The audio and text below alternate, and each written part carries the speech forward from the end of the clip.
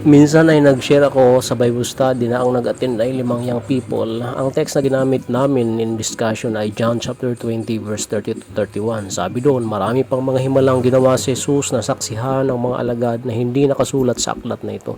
Ngunit ang mga nakasulat dito ay sinulat upang kayo sumampalataya na si Jesus ang Kristo, ang anak ng Diyos, at sa pagsampalatayang iyon ay magkaroon kayo ng buhay sa pamamagitan niya. Tinanong ko ang mga kabataang ito kung ano ang kanilang unang pagkaunawa sa mga talata. Nagbigay ng kani-kaniyang sagot ang mga bata, and most of them sumagot ng akma batay sa pagtingin mismo sa mga salita na naroon mismo sa text. Pero yung isa, iba ang kanyang impression kasi ang sabi niya, kung may hindi nakasulat, kulang ang Biblia. Gayunman, hindi pwedeng baliwalain ang kanyang observation dahil pwede itong maging sanhi ng maling pagtanaw sa Biblia bilang tunay at totoong salita ng Diyos. Totoo nga na may kulang sa mga detalye sa kabuuan ng kwento, subalit hindi ito nangangahulugan na hindi na pwedeng tiwalaan ng Biblia. Hindi layunin ng mga nagsulat na i-record ang lahat ng detalye sapagkat ang kanilang pinakamahalagang layunin ay ang itala ang mga katotohanan tungkol sa pagtatamo ng kaligtasan kay Kristo at kung paano dapat ipamuhay ang natamong kaligtasan sa kasalukuyan habang naghihintay tayo sa buong kaganapan ng kaligtasan sa pagbabalik ng Panginoon. Ang sabi sa 2 Timothy chapter 3 verse 15 to 16, mula pa sa pagkabata alam mo na ang banal na kasulatan na may kapangyarihang magbigay sa iyo ng karunungan tungo sa kaligtasan sa pamamagitan ng pagsampalataya kay Kristo Jesus. Ang lahat ng kasulatan ay kinasihan ng Diyos at kapakipakinabang sa pagtuturo ng katotohanan,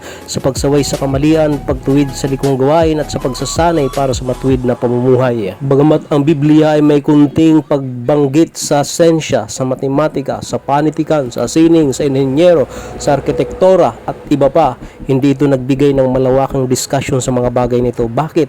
Dahil ang concern ng mga nagsulat ay kaligtasan ng kaluluwa, kung paano ang isang makasalanan ay makapanumbalik sa Diyos sa pamamagitan ng pagliligtas na ginawa ni Kristo, at sa huling paghuhukom tayo ay pupunta sa piling ng Diyos doon sa walang hanggang kaluwalhatian.